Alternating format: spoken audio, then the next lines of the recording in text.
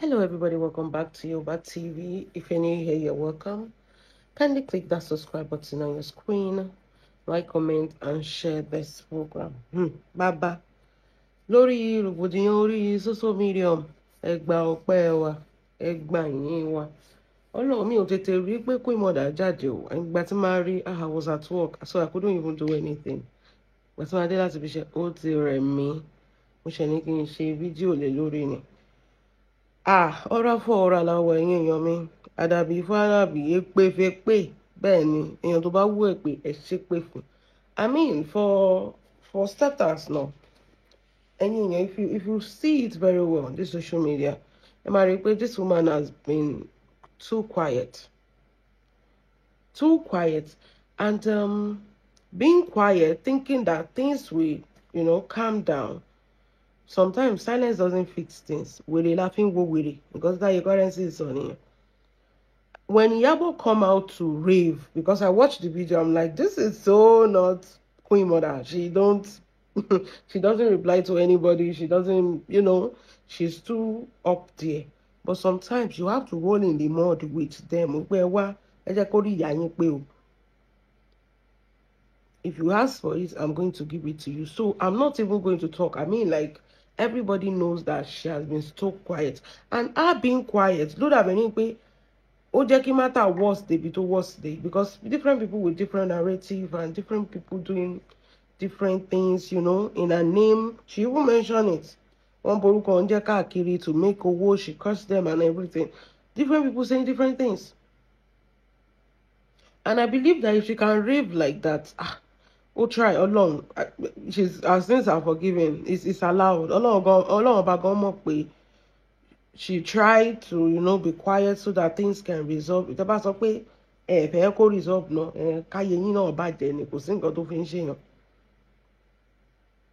This woman has tried.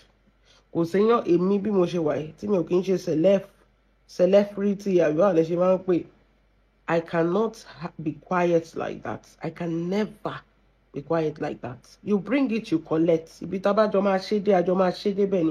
I be like, because the energy is positive and the energy is negative. So the energy running, electricity we buying.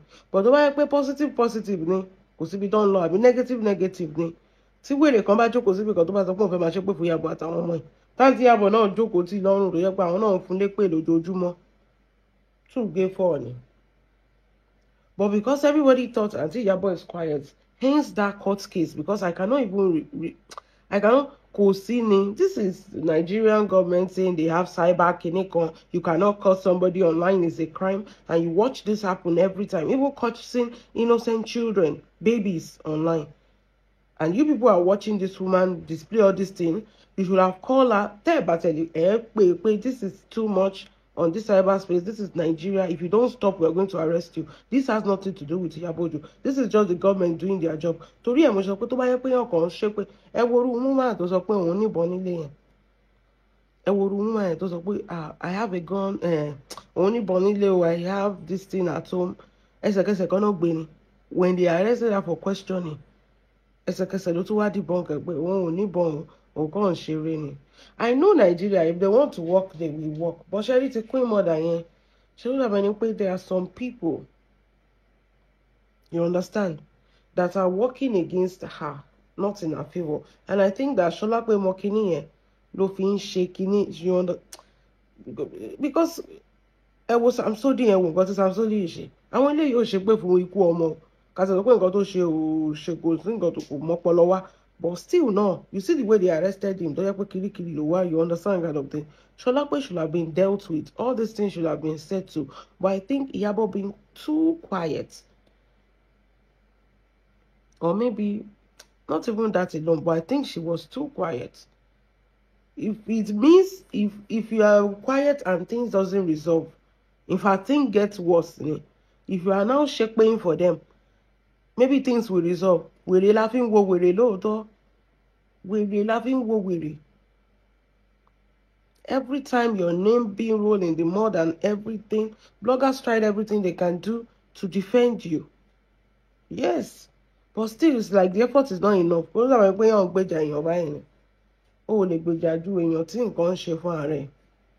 And I think she's, she with the kind of people she know and everybody don't bass sort of course they will be talking to her. Imagine if Shade Okoya talk to her that don't do this. She can't do it.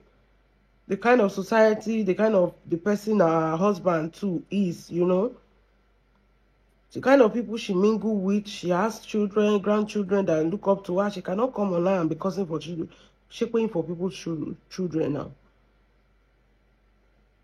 You understand? Because she has a reputation, she has, things to cover.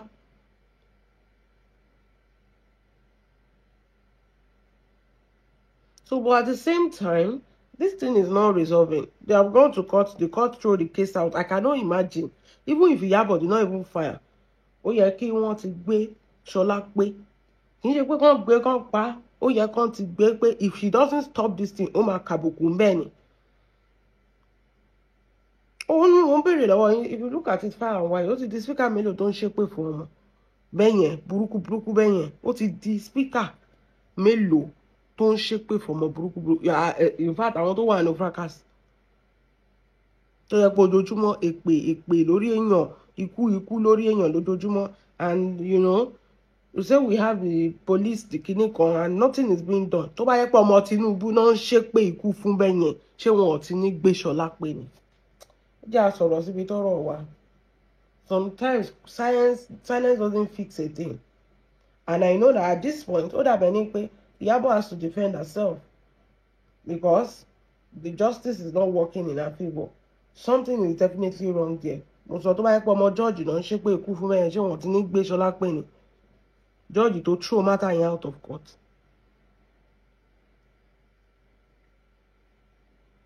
So if you look at it very well, I'm the one Sherry integrated enemy. Tẹ́wọ́n ṣe. Mo tún wo this show lánàá tó sọ pé wọ́n gbé ìyá yín. Mo sọ kíní kan. See, I know you are just pulling her legs. These are things she should not even answer to. Because we all know the truth. They know carrier. And you frame up kini. And is it that you people, because any suru, am I the only person that how will I say it, that is thinking that something is actually happening to Iyabo Ojo, and it's like people are paying people to tarnish her name? Especially before it was on Facebook, right? Like we understand that all these things were happening on Facebook, and people were just doing everything on Facebook. Now, if you go to Instagram, you see all the blogs posting negative things about Iyabo Ojo. And we know how this blog operates. Somebody paid them for them to post. They just don't post anything. See anything.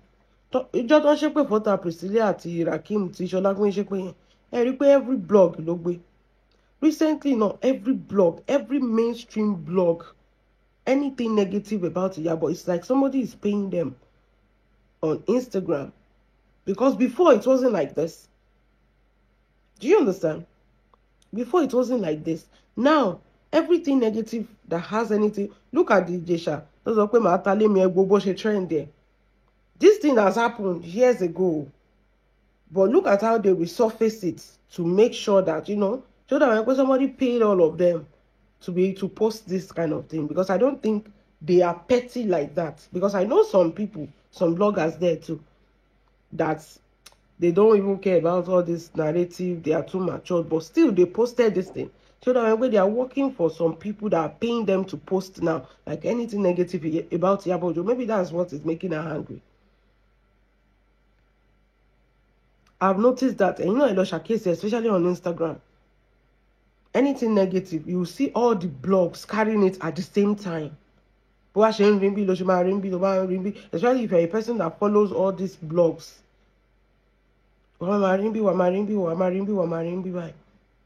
Look at this whole arrest of a thing too. All of them carried it. And which is not even true. And we all know that we see Iyabo Ojo like this, going up and down, doing her thing. And this arrest, they still trend it. It's like they're being paid by some people to tarnish that woman's image. This is a big, this big virus, don't spread around like cancer, no. We can't just sit here and say that I'm a madapada phone. There's something, you know, so at the bat in your general no easy to, and I think that is a what on low. They're trying to destroy that woman. Because if you look at it, Emma telling me what is shele for some time,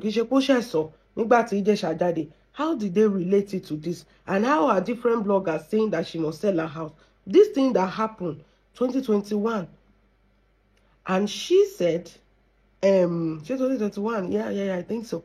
And she said this thing, because of influence.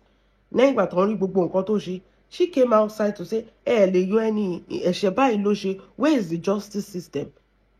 Where how can you remove somebody that did this thing to a minor? Then, arrest charge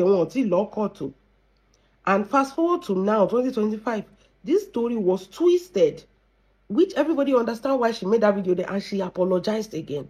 Then, they did not trend her apology. Then she apologized again because she apologized again that I did not mean it like that. Arabiamo lo tami, which everybody knows that. Okay, Arabiamo, Osabiamo, she only reacts ben. Arabiamo lo ta woman yen, kò sí abiamo tí ó lè react ben. Ọmọ là ń sọ yìí náà. Odidi ọmọ. Who they apologize nígbà yẹn? Why fast forward to 2025? Why did they now twist that thing? Because that thing did not just happen. It has happened years ago. Why did they now twist that thing to fit this narrative of what just happened? She did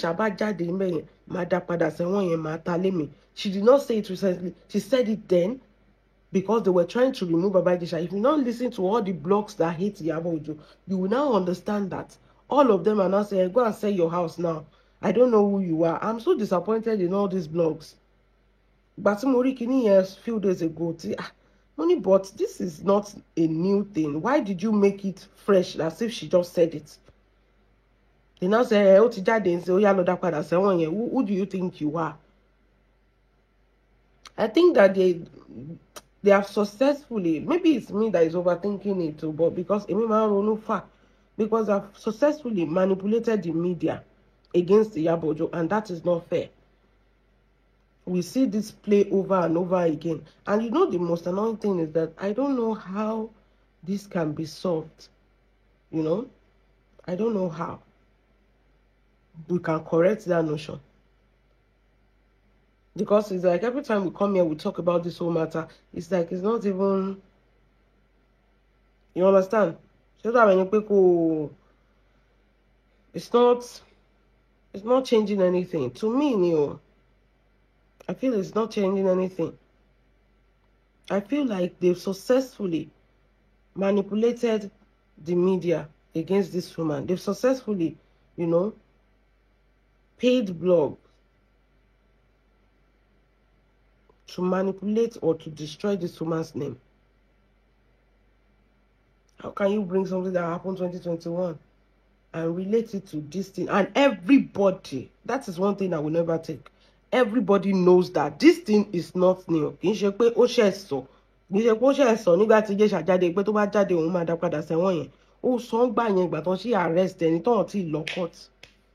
And because they were trying to use Owo Agbara to release Ijesha then, and everybody, and if you look at the comment section as well, and people, it's the way Nigerians switch for me, oh Lord. Even when we know the truth, it's the way Nigerians switch for me, oh. Even this thinker, she funny thinker, he has personal vendetta for Iyabo for a long time, I know. But there are some Yoruba things that he used to. Is this funny thinker is his name? I don't know. This that used to speak Yoruba throughout the show. I know he has personal, but there are some other shows that I used to watch about him that I used to enjoy, except the Queen Mother's part. I know he has personal vendetta for Iyabo, but he just have personal vendetta. But on this Ijesha's case,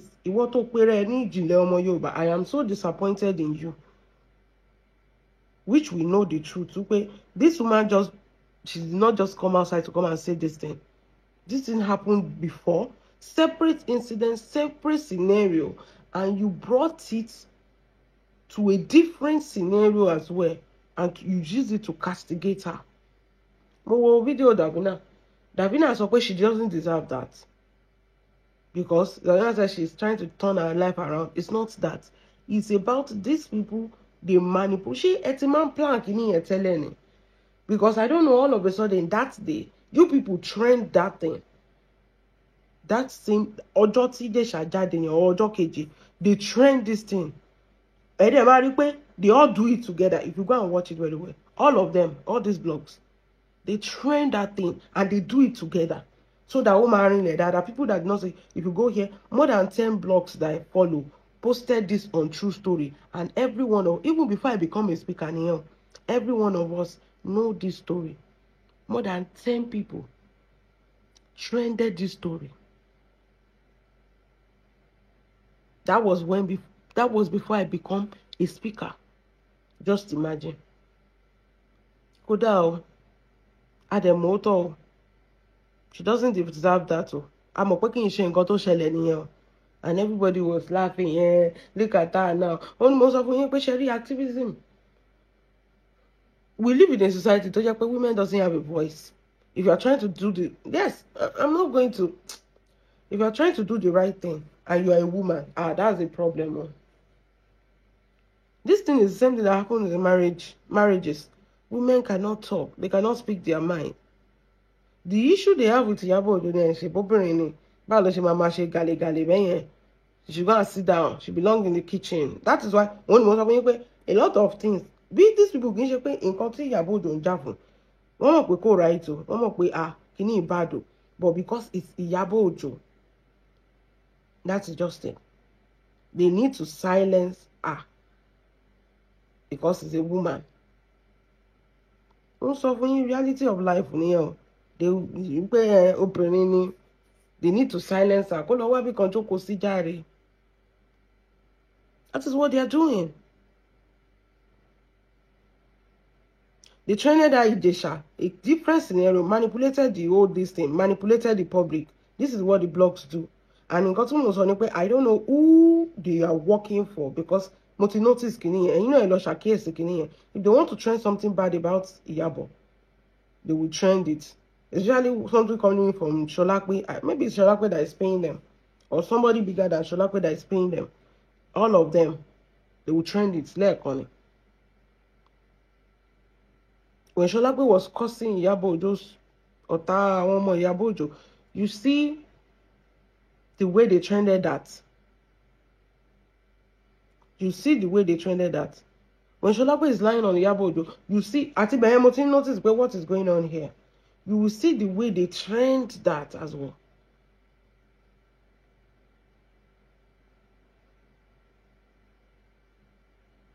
And Sholakwe was, you see, she was lying on Iyabo Ojo did this, Iyabo Ojo did that. They trended that. Anything Sholakwe say that has something to do with Iyabo Ojo, they prefer to trend Sholakwe. Okay, I'm a blogger. I'm a but at least you have to be fair now. Iyabo to have speakers that speaks a lot. If Sholakwe says something, a lot of speakers debunk it immediately. But they will not post the Iyabo speaker side. To be fair, now it's not like they're posting one side that suits their narrative, or they are working for somebody. So the person says, oh yeah, and post the kini. If you have not seen that pandemic, there's something that they are trying to do. I know the justice system failed. Maybe somebody there is using power on Iyabo Ojo, or Iyabo Ojo has offended somebody there. Then back to this social media, of a thing. Something is happening there as well. And we are not going to sit here and pretend as if something is not happening. It is. We all know. I'm not that kind of person that will lie to you. Notice.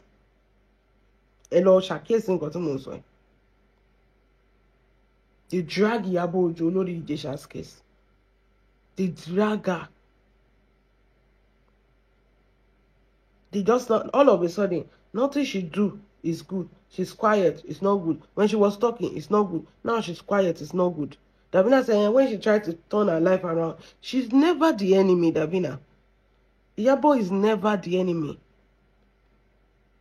She is doing something right for these people. But these people are people that they don't want to be saved. They don't want to be helped.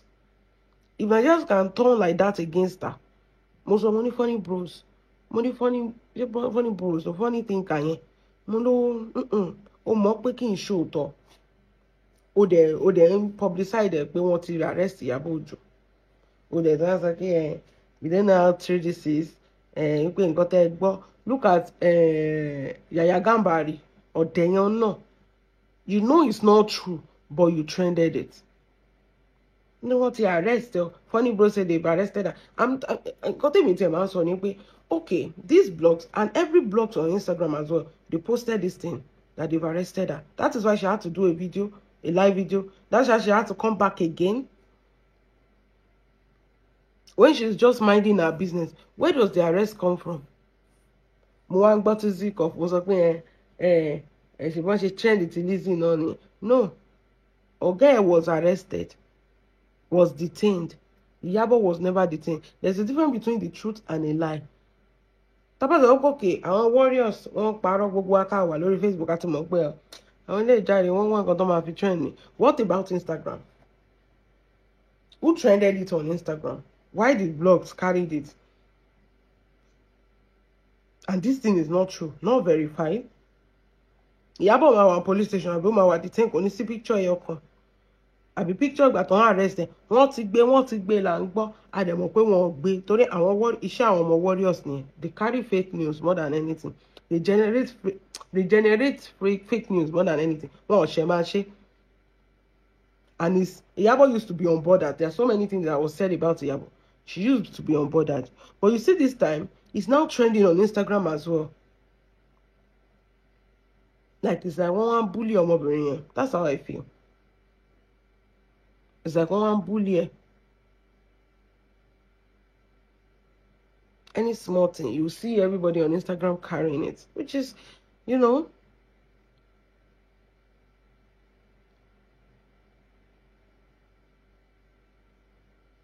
Bloggers are there to debunk it. Over they're going to debunk it. One, but ilé ìtàn fẹ́ gbé yẹn, they were arrested at an economic trend. It means he noticed skinny. Maybe that was why she cursed. And I say, well, Iyabo, we'll try you. If anybody, we'll try. We'll try you. You've been quiet for so long. If it means you not being quiet anymore, in fact, nobody is going to blame you. You tried. Because half of our you want the babu boom, don't she see? Or you should want to go now. Won't she someone? I'm not quiet. What don't she someone more? And it's not fair. Because you that and you know this is like something that I don't know how to, you know, the solution here, because bloggers are trying.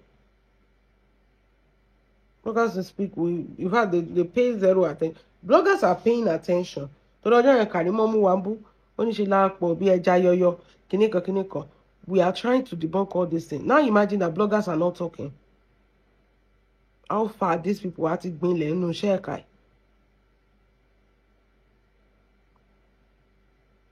How far?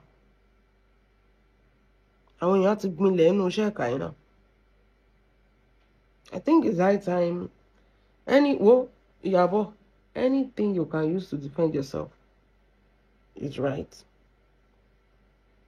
Anything you can use to defend yourself at this point against all these bullies. But show that when you pay and we'll listen around, or then spread them all over. The court doesn't work. Blogs are now supporting her to carry fake news about you, which is weird. This was not happening before because everybody think now they are the one now supporting her to carry fake news. To buy a pay fún èpè ni níbi tá wà. Ó bá má sọ pé ó lè gbé ọmọ jókòó tì lọ́rùn kó gbé ṣépè. Because all the blogs, they don't try for you too. In fact, ó bá ti bad délé lọ tí ó bá ṣe pé àwọn speaker they try for you to still not. But at the end of the day, if you look at it, Iyabo bá lọ bẹ̀rẹ̀ Ní sọ pé Iyabo lè sọ̀rọ̀ kó nǹkan náà ṣí Facebook kó bẹ̀rẹ̀ ń sìn báyìí kó jẹ́ pé àwa gan máa bẹ̀rù because it's going to affect her. Èèyàn tí àwọn ní Indian temple yẹn àwọn ni wọn ò mọ ṣé ẹ understand àwọn ò ní life mọ́ wọn ò tajà mọ́ náà wọ́n ti rojọ́ wọ́n ti gbogbo nǹkan ti parẹ́ mọ́ wọn lórí. So at the same time, we don't want Iyabo to be like that. Torí she will say that she won. Ìyẹn Ṣọlápé, she won. Ó dàbí mo ṣe dà ló fẹ́ sọ Iyabo dà. But by the time I drag you, I don't leave you, I ṣe kinní kan, you'll be forced to turn into a speaker as well. And at the end of the day, she'll be like she won. Dórí allegation gist lover náà gbogbo yín bẹ́ẹ̀ ṣe pọ̀ tó ó yẹ fún wa evidence àti kẹ́mi máa sọ pé evidence ọ̀run ló wà ẹ̀dẹ̀ lọ́sọ̀rùn kẹ́ lọ gbà náà ẹ̀dẹ̀ ẹ̀rin kíní yẹn mọ́lẹ̀ ẹ̀rin mọ́lẹ̀ owó dẹ̀ ń big sí you know it's not fair.